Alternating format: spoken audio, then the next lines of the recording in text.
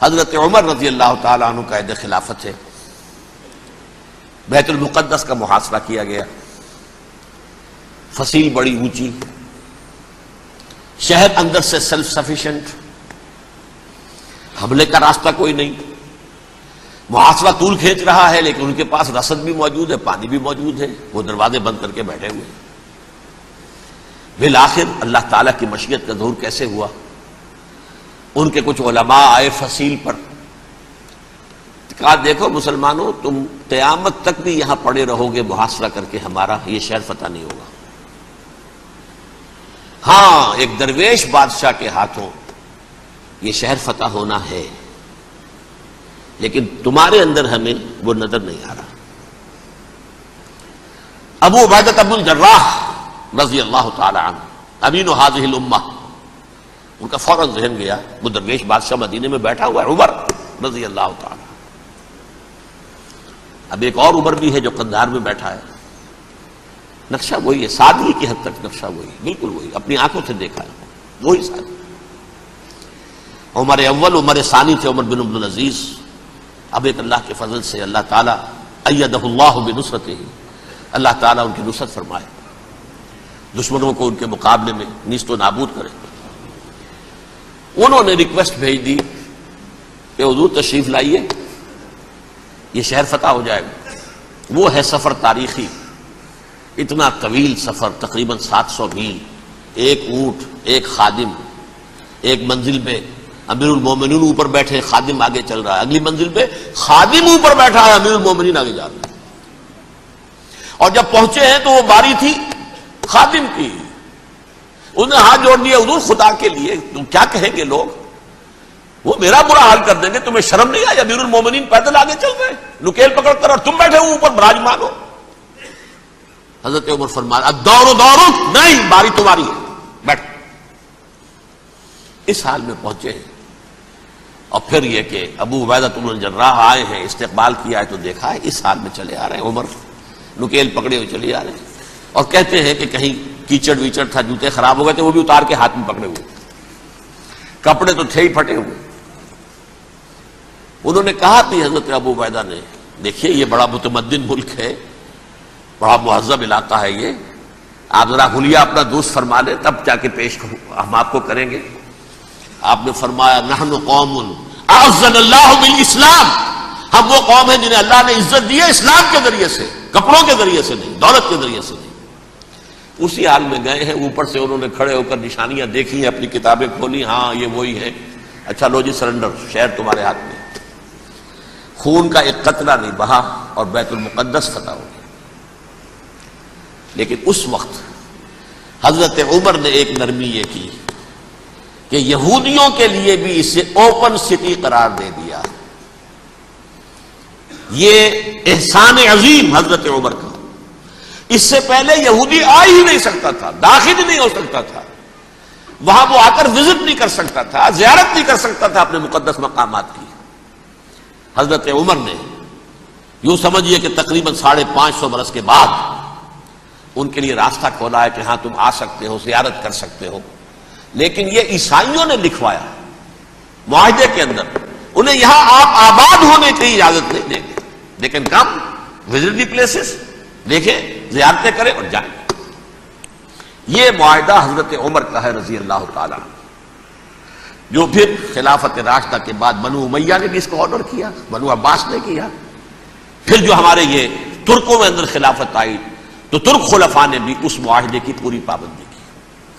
فلسطین میں آ سکتے ہیں یہودی، صرف زائرین کی حیثیت سے، وہاں آباد نہیں ہو سکتے۔ اب آئیے اگلا دور آیا حضرت عثمان کا دور خلافت۔ یہ ہے وہ وقت کہ اب یہود نے امت مسلمہ کی پیٹھ میں چھرا گھونپا۔ وہ کیسے؟ ایک یہودی عبداللہ ابن سبا اسلام کا لبادہ اوڑھ کر آ گیا، معاشرے کا جائزہ لے لیا، ان میں بنو ہاشم اور بنو امیہ میں جو پرانی کشاکش تھی اس کے کچھ نہ کچھ جراثیم باقی ہیں، اگر ان کو ذرا بھڑکا دے تو مسلمانوں میں انتشار پیدا ہو جائے۔ کہا یہ عثمان کون ہے؟ یہ تو بنو امیہ میں سے ہے، یہ حق تو بنو ہاشم کا ہے، خلافت ان کے پاس ہونی چاہیے، محمد کے تو رشتہ دار وہ ہے صلی اللہ علیہ وسلم۔ عوام الناس کے اندر بات پھیلنی شروع ہوئی۔ پھر ایک بڑی سازش کے انداز میں حضرت عثمان کے خلاف پروپیگنڈا، حضرت عثمان کے جو عاملین تھے، گورنر تھے، ان کے خلاف پروپیگنڈا، اور ایسی ہوشیاری کرتے تھے کہ کوفے میں کوفے کے حاکم کے خلاف کچھ نہیں کہنا، اجی مصر میں یہ ہو رہا ہے، اجی شام میں یہ ہو رہا ہے، اجی یہ جو عثمان ہے وہ یہ کر رہا ہے، یہ ظلم ہو رہا ہے، یہ لوٹ مار ہو رہی ہے، یہ خیانتیں ہو رہی ہیں۔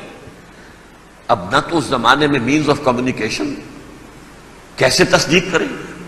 افواہیں تو آپ آج کراچی کے اندر شروع ہو جائے تو پتہ نہیں چل سکتا کسی کو کہ کیا اس میں صداقت ہے کیا جھوٹ ہے، اور بری بات جو ہے فطرت انسانی کی کمزوری ہے وہ فوراً قبول کرتا ہے، کسی کے بارے میں اچھی بات ماننے کو تیار نہیں ہوتا لیکن بری بات تو فوراً تیار ہے۔ بہرحال یہ فتنہ انہوں نے اٹھایا، حضرت علی کی الوہیت کا فتنہ اٹھایا، حضرت عثمان کے خلاف الفتنۃ الکبریٰ برپا کیا، حضرت عثمان شہید ہوئے۔ اس کے بعد 5 برس تک مسلمان ایک دوسرے کی گردنیں کاٹتے رہے، باہمی خانہ جنگی ہوئی، امت کو وہ زخم لگایا ہے جو آج تک جس سے خون رس رہا ہے۔ یہ شیعان عثمان اور شیعان علی تھے جو بعد میں پھر سنی اور شیعہ ہو اور آج تک ہے۔ فتنہ کس نے جگایا؟ ایک عبداللہ ابن سبا یہودی اور اس کے کارندے، شیطان کا ایجنٹ، اور انسانوں میں سے بھی اس کے جو بھی حواریین تھے اور شیطانوں کے اندر سے بھی تھے، انہوں نے بھی اس آگ کو بھڑکایا۔ یہ آپ سوچ لیجئے کہ یہ کس نے وہ زخم لگایا؟ یہودی۔ اگلا دور آیا، خلافت راشدہ ختم ہوئی، بنو امیہ کا بھی دور کافی گزر گیا۔ طارق ابن زیاد 712 عیسوی میں حملہ کرتے ہیں اسپین پر۔ اسپین اس وقت عیسائیت کا بہت بڑا گڑھ، بڑے کٹر ترین عیسائی جو ہے وہ اسپین میں تھے، لہذا یہودیوں کی وہاں بہت پٹائی ہوتی تھی، بہت پٹائی ہوتی ہے، میں بتا چکا ہوں، دشمنی تھی ان کی تو چلی آ رہی تھی عیسائیوں کے ہاتھوں یہودیوں کی، وہ تو سن 300 عیسوی سے ایمپرر کانسٹنٹائن کے بعد سے شروع ہو گئی تھی۔ اس حوالے سے یہودیوں نے اس وقت چالاکی یہ برتی، کچھ راستے واسطے بتائے، کچھ مدد کی طارق ابن زیاد کی۔ طارق ابن زیاد نے انہیں اپنا محسن سمجھا، ہسپانیہ فتح ہو گیا تو یہودی چونکہ محسنین کی فہرست میں آ چکے تھے، انہیں بہت اقتدار نصیب ہوا، بڑی سپورٹ مسلمانوں نے دی۔ ان کے بڑے بڑے علماء جو اسی دور کے اندر پیدا ہوئے، بڑے بڑے تھنکرز ان کے اسی دور میں پیدا ہوئے۔ بن گوریون جو کہ ایک وزیر اعظم تھا اسرائیل کا، اس نے یہ لکھا ہے اپنی کتاب میں، مسلم Spain was the golden era of over diaspora. وہ ڈائسپورا جو 70 عیسوی سے شروع ہوا تھا اور 1917 عیسوی تک جاری رہا ہے، اس میں سے گولڈن ایرا ہمارا جو تھا وہ مسلم اسپین تھا، ہسپانیہ میں بیٹھ کر ہم نے عیش کیے۔ لیکن وہاں سے انہوں نے اور جو کچھ کیا، یہ تو داستان کے جو بہت سے گوشے ہیں، لیکن میں جس اسٹریٹ لائن میں چل رہا ہوں اس کے اعتبار سے ایک بات سمجھ لیجیے، وہاں بیٹھ کر انہوں نے اب عیسائیت کی پیٹھ میں چھرا گھونپا، پروٹیسٹنٹ مذہب پیدا کیا، تقسیم کر دیا، جیسے شیعہ سنی کی تقسیم، عبداللہ ابن سبا، رومن کیتھولک اور پروٹیسٹنٹ کی تقسیم، یہودی علماء۔ ہوتا کیا تھا، ہسپانیہ کی یونیورسٹیاں ہیں، کارڈووا میں ہے، ٹولیڈو میں ہے، گریناڈا میں ہے، غرناطہ، قرطبہ، تولیتلا، اور وہاں آتے تھے لوگ، فرانس سے چلے آ رہے ہیں نوجوان پڑھنے کے لیے، جرمنی سے چلے آ رہے ہیں، اٹلی سے چلے آ رہے ہیں، 3 ہی ملک قریب ترین پڑھتے ہیں سینٹرل جو یورپ کے ہیں۔ یہاں پر جو ہے وہ اسلام جو نور پھیلا رہا تھا اس سے بھی مستفیض ہوئے، جہالت کے جو ہے پردے ان کے وہ چھٹے، اس کے ساتھ ہی وہ یہودی وہاں ان کے اندر جو جراثیم داخل کر رہے تھے وہ اس عیسائیت کے خلاف بغاوت تھے۔